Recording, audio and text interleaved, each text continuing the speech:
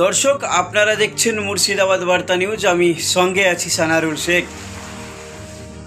আপনারা প্রত্যেকেই জানেন, ইতিমধ্যে আমার চ্যানেলে একটি ভিডিও দিয়েছিলাম যে বিহার নির্বাচনে মহাগঠবন্ধন জোট 145 আসনে জয়লাভ করে তারা ক্ষমতায় বসতে পারে। কিন্তু 14ই নভেম্বর যখন ভোট গণনা হলো, সেখানে দেখা গেল এনডিএ জোট অর্থাৎ বিজেপি সঙ্গে নীতিশ কুমারের যে জোট, সেই জোট ব্যাপক সাফল্য পেয়েছে। এটা কেন হলো আমাদেরকে যেটা জানতে হবে, মূল তথ্য একদম গোড়া থেকে আমাদেরকে বিষয়টা বিশ্লেষণ করলে দেখা যাচ্ছে যে বিহারের নির্বাচনে একটা ভয়ঙ্কর খেলা খেলেছে নির্বাচন কমিশন এবং তার তোসর বিজেপি। যেগুলো গদি মিডিয়া দেখায় না, আমরা সেগুলো মুর্শিদাবাদ বার্তা নিউজের পর্দায় তুলে ধরার চেষ্টা করি।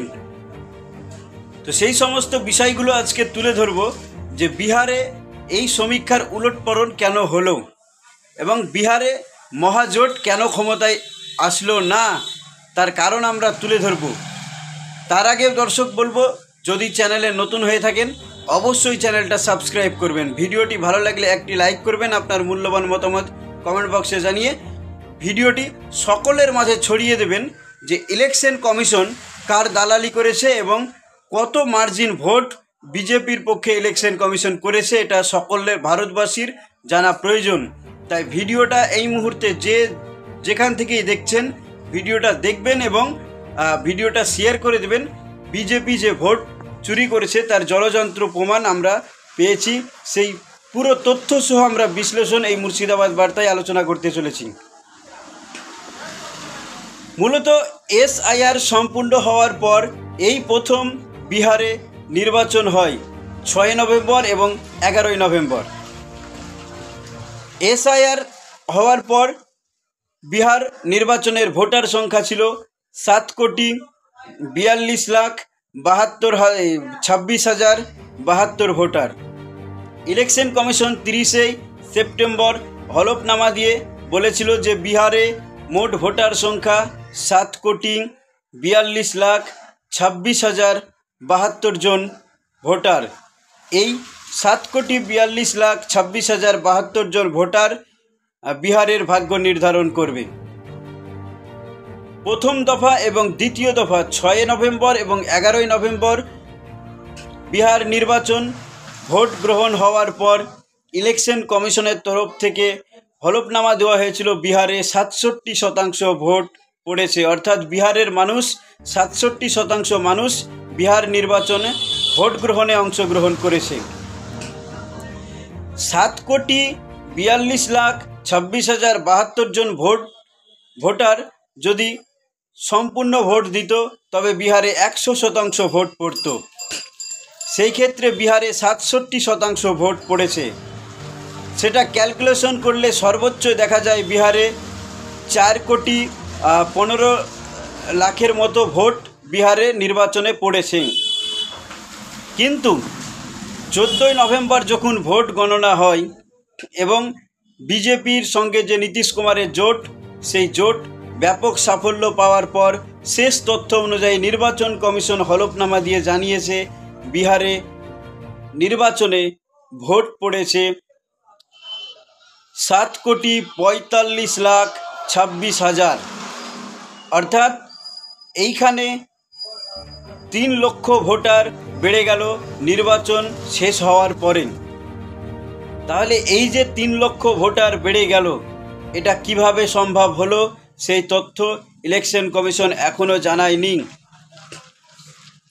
আমাদেরকে মনে রাখতে হবে, বিহারের যদি মোট ভোটার সংখ্যা 7,42,26,072 জন ভোটার হয়ে থাকে, সেইখানে যদি 67% ভোট পড়ে থাকে, তাহলে বিহারে সর্বোচ্চ ভোটদাতার সংখ্যা হতে পারে প্রায় 4.25 কোটি, অর্থাৎ 3,75,00,000 একটু বেশি ভোট বিহার নির্বাচনে পড়তে পারে। কিন্তু যেইখানে নির্বাচন কমিশনের দেওয়া তথ্য অনুযায়ী 7,42,26,072 জন ভোটার, সেইখানে 67% ভোট পড়ার পরে বিহার নির্বাচনে 7,45,26,000 উপরে ভোট পড়ছে বিহার নির্বাচনে। এটা কিভাবে সম্ভব ভারতবর্ষের জনগণকে একটু বিশ্লেষণ করার অনুরোধ রইল। আর আমি অবশ্যই বলবো, ভিডিওটা যে যেখান থেকে দেখছেন অবশ্যই শেয়ার করে সকল ভারতবাসীকে এই বিজেপি এবং ইলেকশন কমিশনার যে ভোট চুরি করেছে এবং ইলেকশন কমিশনারের মদতে যে বিহারে বিজেপি জোট ক্ষমতায় এসেছে, ইলেকশন কমিশনার বিজেপিকে ভোট চুরি করে ক্ষমতায় বসিয়েছে, এইটা সকল ভারতবাসীকে জানার সুযোগ করে দেবেন, এই ভিডিওটা দেখবেন। তাহলে ঘটনাটা কি দাঁড়ালো যে 7,42,26,072 ভোটারের মধ্যে 67% ভোট যদি বিহারে পড়ে, ভোটার সংখ্যা হতে পারে প্রায় 4.25 কোটি। কিন্তু সেইখানে সর্বশেষ আপডেট অনুযায়ী ইলেকশন কমিশনারের দেওয়া তথ্য অনুযায়ী 7,45,26,000 এর উপরে ভোট পড়েছে। পরে 3 লক্ষের উপরে বেশি ভোট পড়েছে ভোটদাতার সংখ্যা ছাড়া।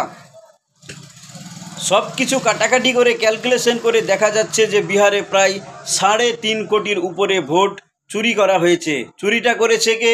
ইলেকশন কমিশন চুরি করেছে। ভোটটা দিয়েছে কে? বিজেপিকে ক্ষমতায় বসার সুযোগ করে দিয়েছে।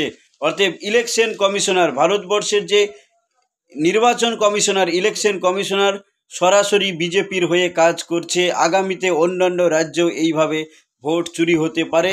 এতে সমস্ত রাজনৈতিক দলকে পিছিয়ে ফেলে ভারতবর্ষে বিজেপি একচ্ছত্র নায়কতন্ত্র কায়েম করতে চাইছে। সকল ভারতবাসীর এই বিষয়ে সজাগ হওয়া দরকার। বিহারে প্রায় 3.5 কোটির উপরে ভোট চুরি হয়ে গেল। নির্বাচন কমিশনের তত্ত্বাবধানে বিজেপিকে ক্ষমতায় বসার সুযোগ করে দিয়েছে। ধন্যবাদ, দেখা হচ্ছে পরবর্তী কোনো ভিডিওতে।